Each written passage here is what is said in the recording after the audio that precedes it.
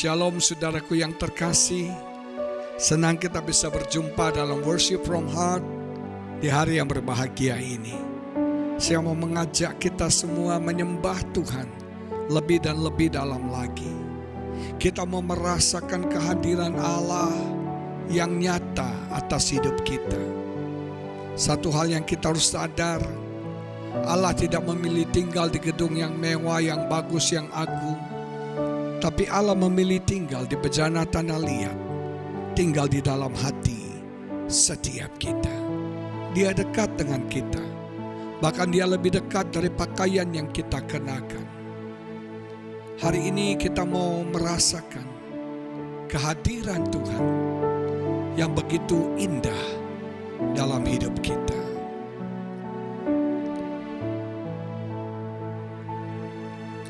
Di hadirat-Mu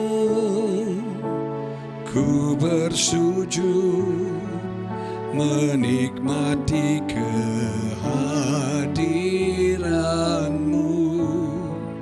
Ku buka hati saat ini untuk mendengar suara-Mu.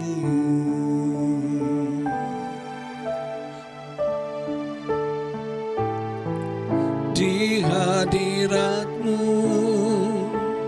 ku bersujud, menikmati kehadiran-Mu.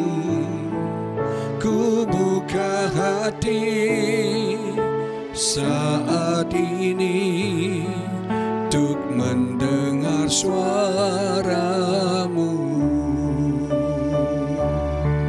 Firman-Mu Tuhan, ya sungguh benar, menerangi jalanku. Firman-Mu Tuhan membentuk hidupku. Ku bersyukur padamu.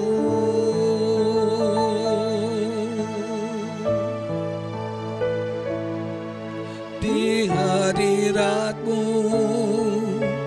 ku bersujud, menikmati kehadiran-Mu. Ku buka hati saat ini untuk mendengar suara-Mu. Firman-Mu Tuhan, ya sungguh benar, menerangi jalanku. Firman-Mu Tuhan membentuk hidupku. Ku bersyukur padamu.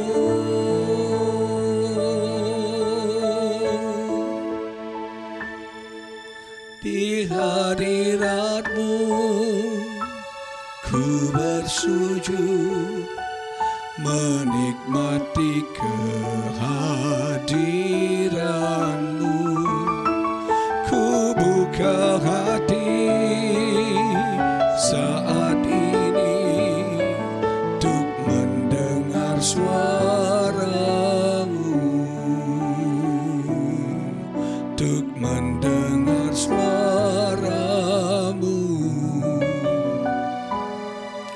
untuk mendengar suara-Mu.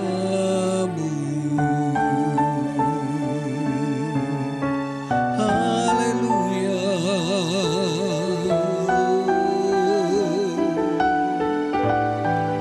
Kami datang menyembah-Mu Tuhan. Kami sujud di hadirat-Mu Tuhan.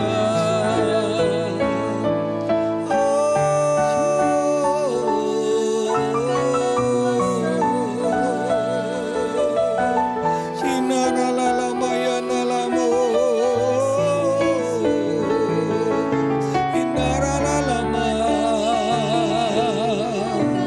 Haleluya. Di hadirat-Mu aku puas, di hadirat-Mu aku bebas, di hadirat-Mu ada kelepasan, ada kemenangan, ada berkat melimpah. Haleluya.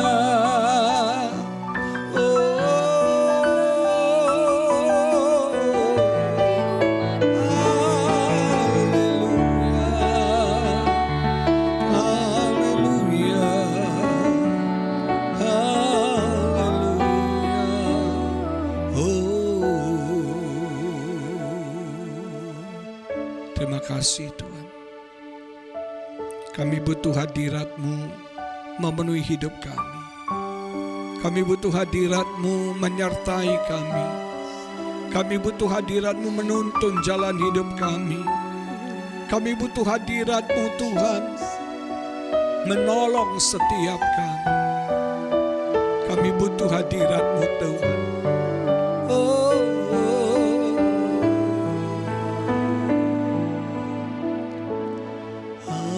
Hadirat-Mu Tuhan, ku rasakan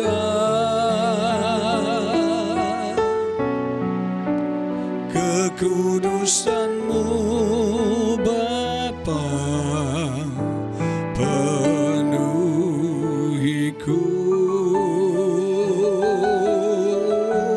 Ku rindu selalu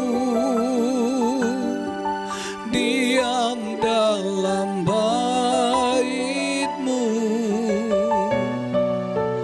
menikmati kasih anugerah-Mu.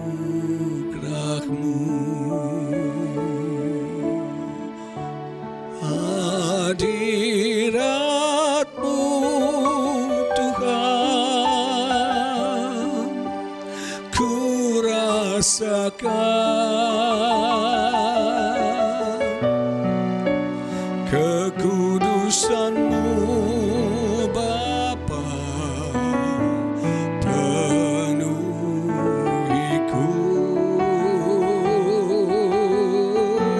Ku rindu selalu diam dalam bait-Mu, menikmati kasih anugerah-Mu.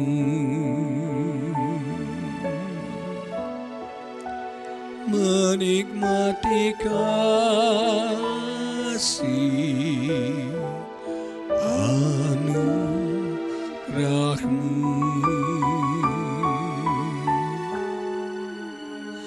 Menikmati kasih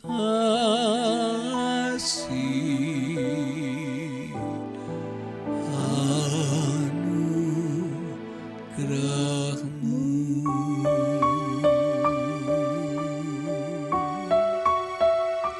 Yes Lord, kami mau menikmati kasih-Mu Tuhan. Kami mau menikmati hadirat-Mu Tuhan. Haleluya. Haleluya.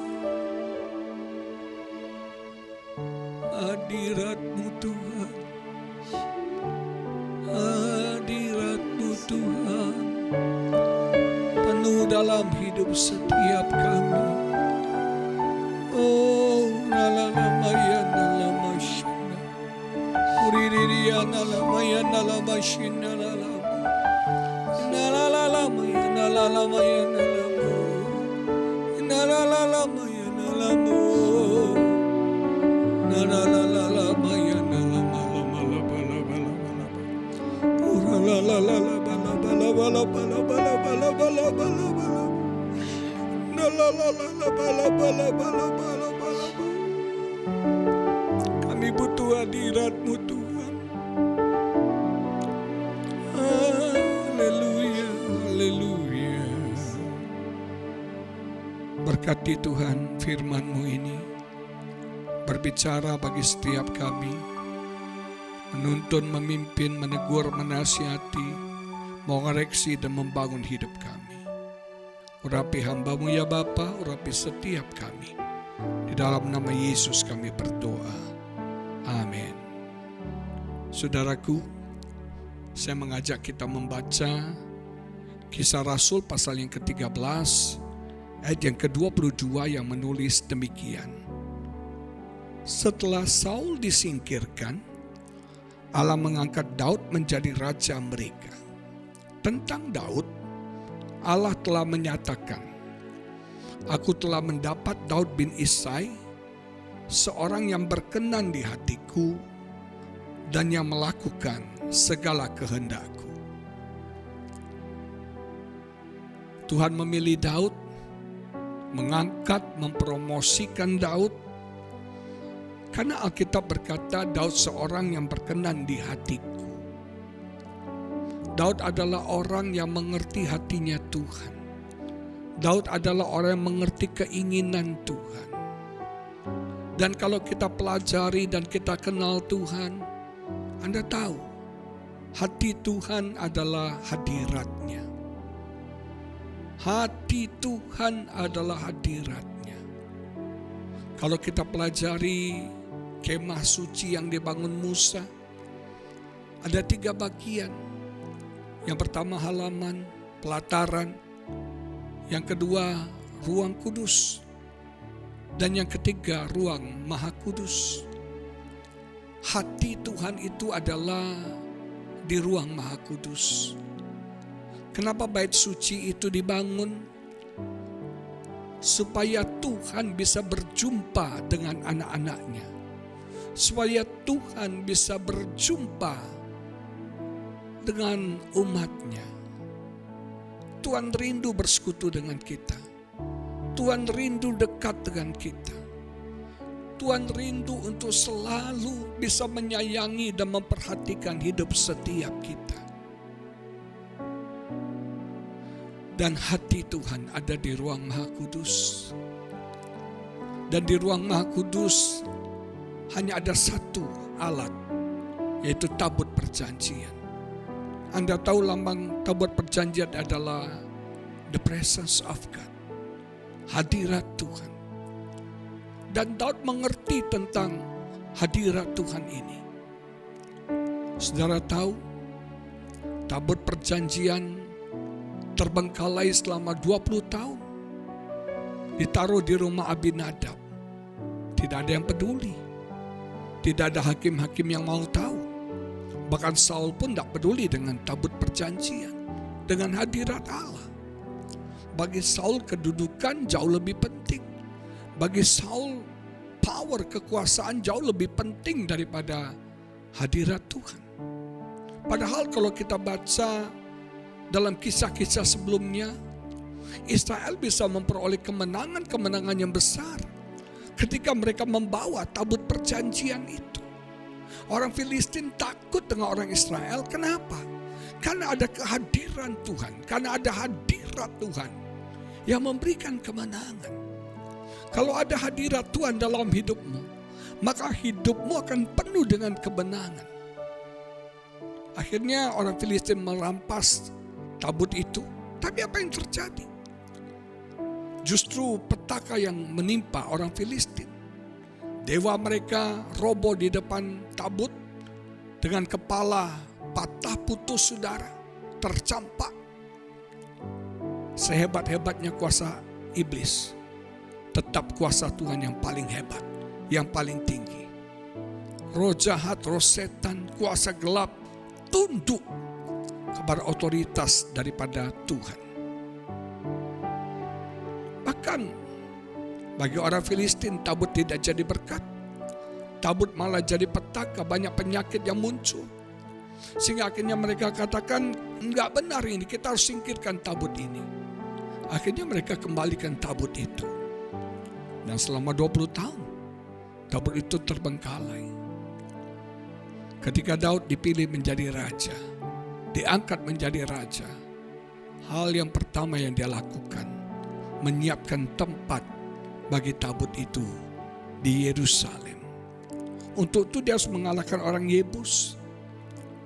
Sudah dia harus menaklukkan orang Yebus.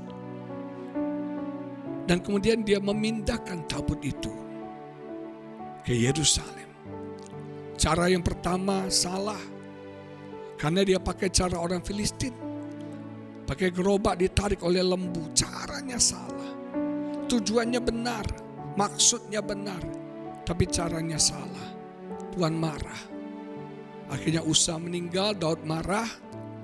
Tabut dititipkan di rumah Obed-Edom. Apa yang terjadi? Obed-Edom diberkati Tuhan luar biasa.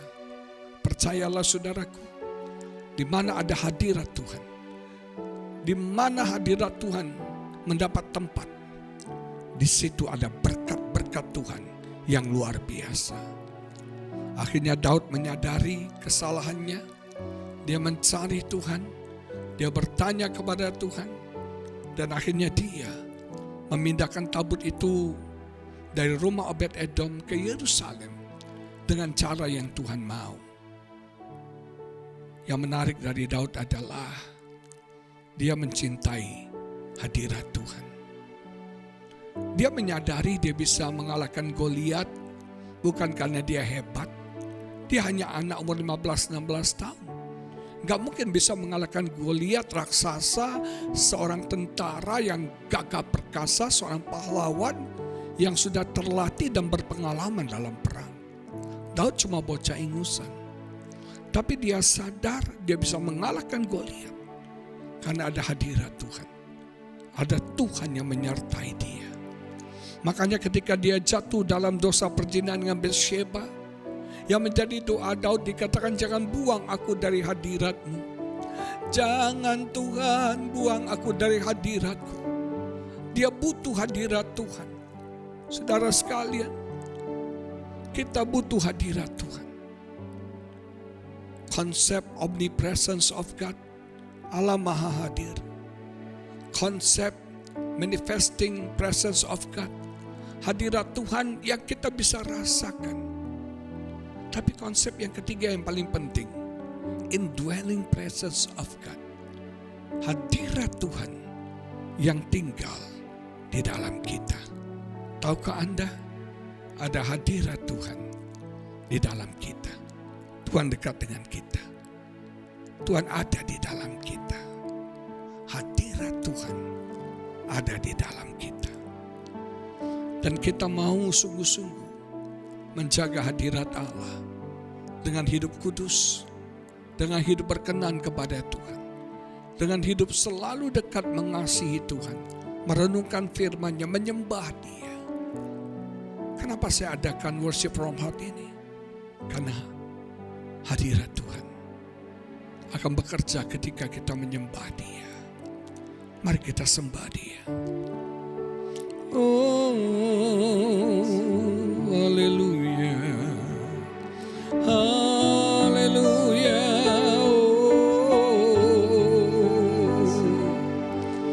oh, haleluya, oh,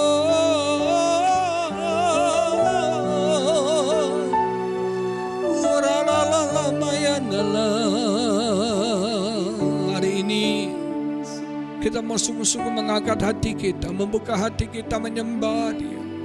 Haleluya, kita mau mengejar hadirat Tuhan. Hadirat Allah lebih penting daripada berkat. Hadirat Allah lebih penting dari kekuasaan. Hadirat Tuhan lebih penting dari semua hal. Haleluya. Daud ketika dia mencari hadirat Tuhan, dia memprioritaskan hadirat Tuhan. Segala berkat, kekuasaan Tuhan berikan kepada Daud. Percayalah, ketika kita menjaga hadirat Allah, kita mengejar hadirat Tuhan, maka segala berkat-berkat ini akan datang kepada setiap kita. Haleluya. Kekayaan, kehormatan, kekuasaan, promosi, perlindungan akan terjadi dalam hidup kita. Haleluya.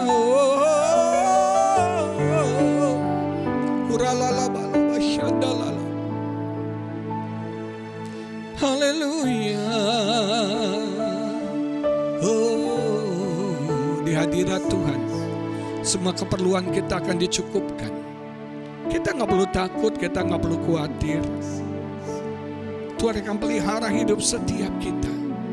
Tuhan akan sediakan semua yang kita perlukan. Saat kau perlu, Tuhan tahu. Saat kau minta, Tuhan dengar. Saat percaya, Tuhan bekerja.